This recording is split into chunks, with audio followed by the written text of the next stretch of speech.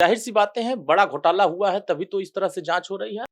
तो फिर तो जांच होगी तो फंसेंगे ही और तो चिल्ला चिल्ली होगा ही। लैपटॉप घोटाला किसकी सरकार में हुआ, यहां तक कि राशन घोटाला किसकी सरकार में हुआ, नौकरी घोटाला किसकी सरकार में हुआ। समाजवादी के बड़े नेताओं के यहाँ इसकी महक जा रही है। आप जब बाहर थे तो सच बोल रहे थे, आप उनके यहाँ चले गए, आप झूठ बोलने लगे। जितनी चर्चा जीत की उनकी नहीं है, हमारे हार की उससे ज्यादा चर्चा है। पूरे भारत में उत्तर प्रदेश एक ऐसा प्रदेश है जहां बारह मास सियासी बादल छाए रहते हैं और अलग अलग तरीके के उसके सियासी मतलब भी निकाले जाते हैं। इन दिनों जो सबसे ज्यादा चर्चा हो रही है वो आजम खान और उनके करीबी लोगों पर जो 50 घंटे से आईटी की रेड चल रही है। इसके अलावा हम जो बात करेंगे समाजवादी पार्टी को लेकर और उसके जो नेता लगातार बयान दे रहे हैं जिस तरीके से, साथ ही साथ इंडिया गठबंधन ने जो कई पत्रकारों का बहिष्कार किया है। इसके अलावा कई मुद्दे हैं, सभी चीजों पर चर्चा करने के लिए हमारे पास सुभाषपा के नेता अरुण राजभर जी हैं। अरुण जी, 50 घंटे से ज्यादा हो गए, आजम खान और उनके करीबियों पर आईटी की कार्रवाई जारी है, कैसे देखते हैं इसको? देखिए, जब बड़ा घोटाला होता है, बड़ा लूट सामने आता है और बड़े भ्रष्टाचार की जो महक होती है, जब वो जांच एजेंसियों तक पहुंचता है तो उसमें समय लगता है। एक एक चीजों पर जो डाका पड़े हैं, लूट जो मची है, समाजवादी पार्टी की सरकार में बड़े पदों पर रह करके जो प्रदेश के जनता के हकों को जिन लोगों ने लूटा है, अवैध तरीके से जमीनों को कब्जा किया है, अवैध तरीके से पैसा की धन उगाही किया है, तो उन सब चीजों की अगर जांच एजेंसियां जांच कर रही हैं तो जाहिर सी बातें हैं, बड़ा घोटाला हुआ है तभी तो इस तरह से जांच हो रही है। हमें तो ऐसी जानकारी प्राप्त हुई है कि 500 करोड़ का खेल किया गया है और ट्रस्ट जो बनाया गया था, और एक जिले में नहीं, वो कई जनपदों में, और एक जिले में ये जांच एजेंसियां काम नहीं कर रही, ये कई प्रदेशों में काम कर रही है और कई कई जिलों में काम कर रही।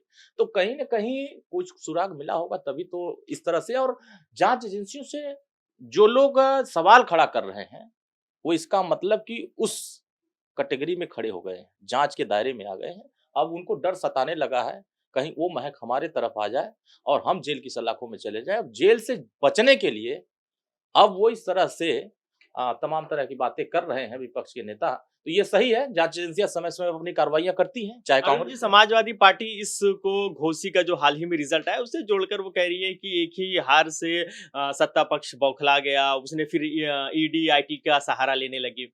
देखिए, समाजवादी पार्टी के नेता और उनके कार्यकर्ता क्या कह रहे हैं, उनकी जुबान से आप सुन लीजिए। देखिए, ये हैं हमारे चाचा साहब, ये कह रहे हैं, जमीन पे कब्जा, ये हम थोड़ी कह रहे हैं। शराब माफिया से लेकर के ऐसे लोगों से कई पार्टी चलेगी। ये समाजवादी पार्टी के नेता हैं, श्री शिवपाल यादव जी, ये खुद ये स्वीकार कर रहे हैं। समाजवादी पार्टी तो बिल्कुल भटक गई, ये तो हो गई है चोर उचक्कों की पार्टी, माफियाओं की पार्टी।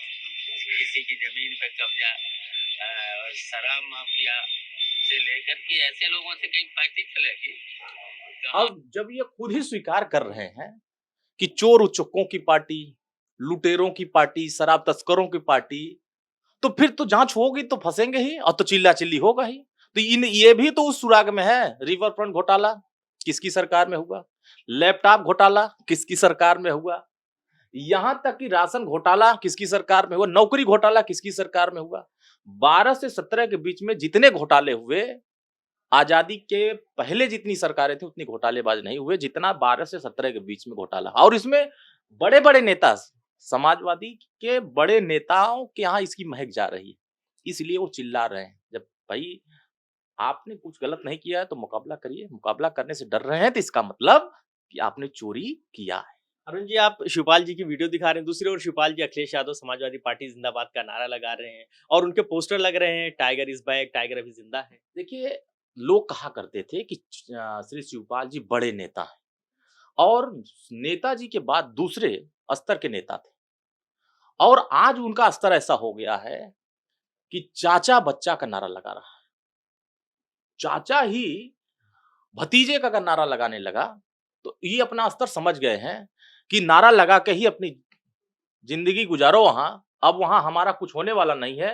एक बयान उनका खुद ही इन्होंने दिया था। पार्टी में एक सपनी है प्रोफेसर, जिसका नाम यहाँ पर आप समझ लेना क्या है, चश्मा, और यहाँ की जनता ने तय कर लिया है उसका चश्मा उतरवाना।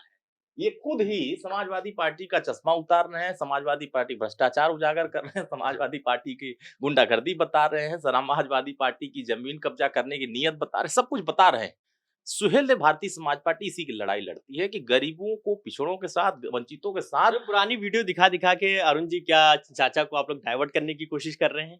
भाई आप अलग थे तो अंदर की बात बता रहे थे, इसका मतलब कि अंदर समस्या बहुत ज्यादा है और उस समस्या को उसी समय जब अलग होकर के बताया, तो भाजपा ने सारा डेटा जमा कर लिया है। बिल्कुल उनको यही याद दिलाया जा रहा है कि आप जब बाहर थे तो सच बोल रहे थे, आप उनके यहाँ चले गए, आप झूठ बोलने लगे। तो झूठ की जो ट्रेनिंग दोनों लोगों की मिलकर चल रही है, वो बातें क्यों भूल जा रहे हैं कि जब उन्होंने गोरखपुर जाके कहा था कि समाजवादी पार्टी के जो बड़े नेता हैं श्री अखिलेश यादव जी, वो चापलूसों से घिरे हुए हैं। अब तो चापलूसों गोल में शामिल हो गए। तो ये समाजवादी पार्टी ये समझ गई है कि हमारे पास अब आने वाले समय में कोई एजेंडा नहीं है, कोई विजन नहीं है। हमारे पास भ्रष्टाचार, अराजकता और गुंडागर्दी के सिवा मेरे पास कोई विकल्प नहीं है। जनता के पास ये तय हो गया है कि एक चुनाव जीत करके जितनी चर्चा जीत की उनकी नहीं है, हमारे हार की उससे ज्यादा चर्चा है। बादशाह तो हम है, चर्चा जिसकी बन जाए वो बादशाह है, और जिसकी चर्चा नहीं है वही बना है, जिस कुछ पूछ नहीं रहा है। तो सुहेल भारतीय समाज पार्टी पूरे देश में माननीय मोदी जी के विचार, एजेंडा, उनके नियत, उनके सिद्धांत के साथ देश को जोड़ने में लगी है। सभी वंचित वर्गों को आर्थिक सामाजिक रूप से मजबूत करने के लिए हम पहल कर रहे हैं। अरुण जी, एक सवाल ये है कि कल से सोशल मीडिया पे एक सूची आपने भी देखा होगा जिसमें टीवी चैनल के कई पत्रकारों का इंडिया जो गठबंधन है उसने एक तरीके से बहिष्कार कर दिया है कि हम उनके प्रोग्राम्स में नहीं जाएंगे। आरोप ये है कि वो सत्ता पक्ष की बात ज्यादा रखते हैं या सत्ता पक्ष की तरफ से बोलते हैं, विपक्ष को गलत तरीके से पेश करते हैं। इसको कैसे देखते हैं, क्योंकि आप एनडीए का हिस्सा हैं और ये लड़ाई अब इंडिया बनाम एनडीए हो गई है। देखिए, जब आप सच को स्वीकार नहीं कर सकते, सच सुनने की साहस नहीं रखेंगे, तो आलोचना से आप घबराएंगे। और देश की मीडिया चौथे स्तंभ जिसको कहा जाता है, वो लोकतंत्र का चौथा स्तंभ है। और चौथे स्तंभ आप, इसका मतलब कि लोकतंत्र पर भरोसा नहीं है, संविधान पे भरोसा नहीं है और देश की जनता पर भरोसा नहीं है। जनता के सवालों का जवाब, एक पत्रकार अगर आपसे सवाल करता है, उसका अधिकार सिर्फ सवाल करने का होता है, जवाब आपको देना होता है, राजनीतिक दलों को देना होता है। अगर आपने सवाल किया और मैं जवाब ना दूं, तो ये हमारी कमजोरी है। और ये विपक्षी लोगों की एक कमजोरी बता रही है कि अब उनके पास जो पूरा पश्चिम उत्तर दक्षिण से सनातन धर्म को अपमानित करने का जो एजेंडा उन लोगों ने चलाया है, अब मीडिया के लोग अब उससे सवाल पूछ रहे हैं कि आप क्यों मुगल बादशाह बन रहे हैं, क्यों अकबर बन रहे हैं, क्यों बीरबल बन रहे हैं। तो ये उनसे जब पूछा जा रहा है कि आप जिस दिशा में काम कर रहे थे उस दिशा में आप चर्चा करते विकास की, क्योंकि देश के प्रधानमंत्री जी विकास की चर्चा कर रहे हैं, समाज के उपेक्षित वर्गों को न्याय दिलाने की चर्चा कर रहे हैं। इसीलिए विपक्षी लोग, लोकतंत्र की दुहाई देने वाले लोग, अब वो डर कर गए हैं लोकतंत्र के चौथे स्तंभ से, और डर करके अब वो घर में छुप करके लड़ाई लड़ना चाहते हैं। अरुण जी, घोसी का जो रिजल्ट आया उसके बाद लगातार ये दावा किया जा रहा है कि अब जो है सुभाषपा की मेहनत और बढ़ जाएगी और एनडीए में उसका कद कम हो जाएगा। मोदी जी अब उस तरीके से सीरियसली नहीं लेंगे या सीटों को लेकर जो चर्चा हुई थी अब उस पर पीछे हटते हुए सुभाषपा नजर आएगी। क्या ऐसा है? बात वो लोग कह रहे हैं जिनके छाती बहुत ज्यादा दर्द कर रहा है, सीने में दर्द ज्यादा है, पेट में दर्द ज्यादा है। एनडीए गठबंधन बहुत मजबूत है। माननीय मोदी जी, माननीय योगी आदित्यनाथ जी, सभी लोग एक विजन लेके चल रहे हैं। और जो लोग इस बात को कह रहे हैं उनके ऊपर माननीय ओम प्रकाश राजवी भूत सवार हो गया और रात दिन वो वही रट रहे हैं, सपने में याद आ रहा है, दिन में सब याद आ रहा है, राजभर जी। क्यों?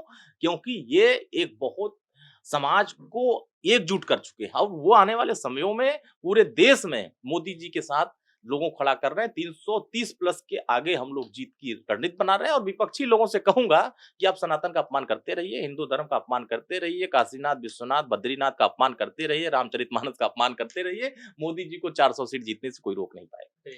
शुक्रिया बातचीत के लिए।